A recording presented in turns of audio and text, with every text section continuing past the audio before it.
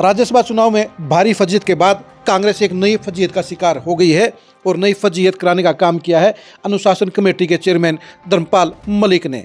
धर्मपाल मलिक ने पंचकुला विधानसभा सीट के 4 नेताओं को कारण बताओ नोटिस जारी करके नए विवाद को जन्म दे दिया है और ये साबित कर दिया है कि वो आज की तारीख में भी बजनाल परिवार के साथ वफादारी निभाने का काम कर रहे हैं। नमस्कार, मैं हूं कुलदीप शुरान। आज हम खरी खरी न्यूज़ में चर्चा करेंगे धर्मपाल मलिक के उस कारण बताओ नोटिस की, जिसके ऊपर कई सवालिया निशान खड़े हो रहे हैं।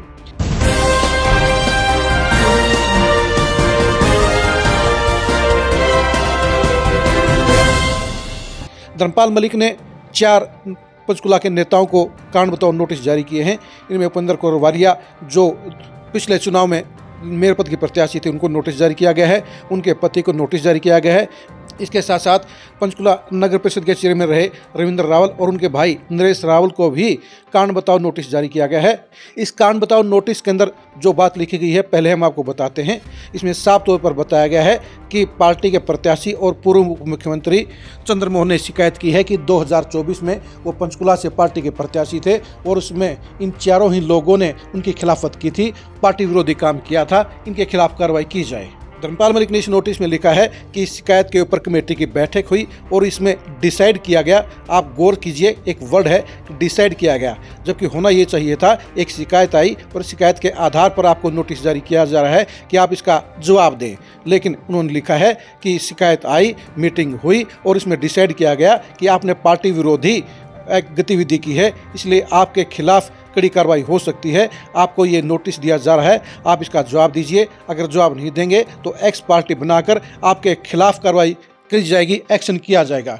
पहली बात तो यह है कि धर्मपाल मलिक की जो कमेटी है वो सिर्फ डिसिप्लिनरी कमेटी है, ना कि डिसिप्लिनरी एक्शन कमेटी। इस लेटर के अंदर भी ऊपर धर्मपाल मलिक ने लिखा हुआ है अनुशासन कमेटी और नीचे लिखा हुआ है साइन के नीचे अनुशासन एक्शन कमेटी। यानी धर्मपाल मलिक को खुद ये नहीं पता कि ये अनुशासन कमेटी के अध्यक्ष हैं या अनुशासन एक्शन कमेटी के चेयरमैन हैं। दूसरी बात यह कि धर्मपाल मलिक ने अपनी खुद की बात से पलटने का काम किया था। जब वो चेयरमैन बने थे तो उन्होंने मीडिया के सामने कहा था कि वो पुराने मामलों के ऊपर गौर नहीं करेंगे, वो सिर्फ भावी अनुशासन तोड़ने की गतिविधियों के ऊपर ही एक्शन लेने का काम करेंगे। लेकिन धर्मपाल मलिक ने पिक एंड चूज करते हुए सिर्फ पंचकुला का मामला उठाने का काम किया और पंचकुला का मामला उठाने से साबित हो गया है कि धर्मपाल मलिक बजनाल परिवार से आज भी वफादारी निभाने का काम कर रहे हैं। बेशक से उन्होंने पाला बदलकर भूपेंद्र हुड्डा खेमा ज्वाइन कर लिया था, लेकिन चंद्रमोहन के कहने से जिस तरह से उन्होंने पंचकुला के 4 नेताओं को नोटिस जारी करने का काम किया है, उससे साबित हो जाता है कि वो अभी भी बजनाल परिवार के प्रति सॉफ्ट हैं, उनके प्रति वफादार हैं और इसलिए उनके कहे अनुसार एक गलत काम कर रहे हैं। सीधी सी बात है, चंद्रमोहन इन 4 नेताओं में से 2 नेताओं यानी उपेंद्र कौर वालिया और रविंद्र रावल को अपना प्रतिद्वंदी मानते हैं और जल्दी होने वाले नगर निगम के चुनाव में उनकी दावेदारी को खारिज करने के लिए ही ये नोटिस जारी कराए गए हैं। दूसरी बात यह है कि धर्मपाल मलिक को ये नोटिस जारी करने से पहले पार्टी के प्रदेश अध्यक्ष राव नरेंद्र सिंह से चर्चा करनी चाहिए थी, क्योंकि ये कमेटी प्रदेश कांग्रेस कमेटी के अंदर ही काम करती है और इसे प्रदेश कांग्रेस कमेटी के अंडर ही इसे बनाया गया है और इसकी नियुक्ति भी राव नरेंद्र सिंह ने की थी।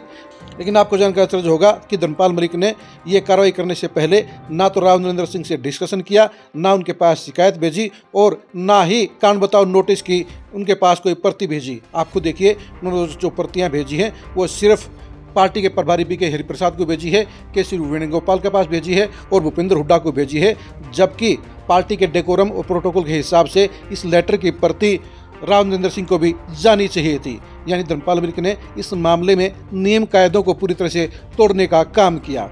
जहाँ तक बात धर्मपाल मलिक की है तो धर्मपाल मलिक ने एक बार फिर से साबित कर दिया है कि वो पार्टी के नियमों के हिसाब से काम नहीं कर रहे हैं, वो बनाई गई कमेटी के हिसाब से काम नहीं कर रहे हैं, क्योंकि कमेटी को इस लेटर के साथ साथ चार्जशीट भी इन 4 ही नेताओं के पास भेजनी चाहिए थी। उनके ऊपर लगाए गए आरोपों का ब्यौरा देना चाहिए था, लेकिन धर्मपाल मलिक ने सिर्फ एक कारण बताओ नोटिस जारी किया है और इसमें साफ तौर पर जवाब देने के लिए कहा है।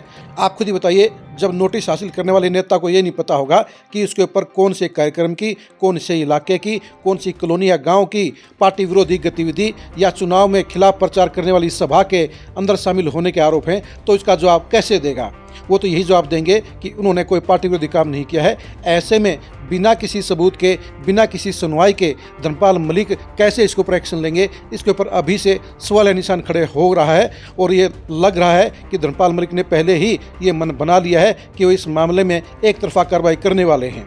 सबसे बड़ी बात यह भी है कि विधानसभा चुनाव में लगभग 42 से 44 विधानसभा हलकों में पार्टी के प्रत्याशियों ने पार्टी के नेताओं के खिलाफ शिकायत की थी कि चुनाव में उनके खिलाफ कार्रवाई की गई है, उनके चुनाव को बिगाड़ने का काम किया गया है, उनको नुकसान पहुंचाने का काम किया गया है। लेकिन उन सारी शिकायतों में से धर्मपाल मलिक ने सिर्फ पंचकुला की चंद्रमोहन की शिकायत को सिलेक्ट किया और पिक एंड चूज के तहत तुरंत ही उसके ऊपर कारण बताओ नोटिस जारी कर दिया।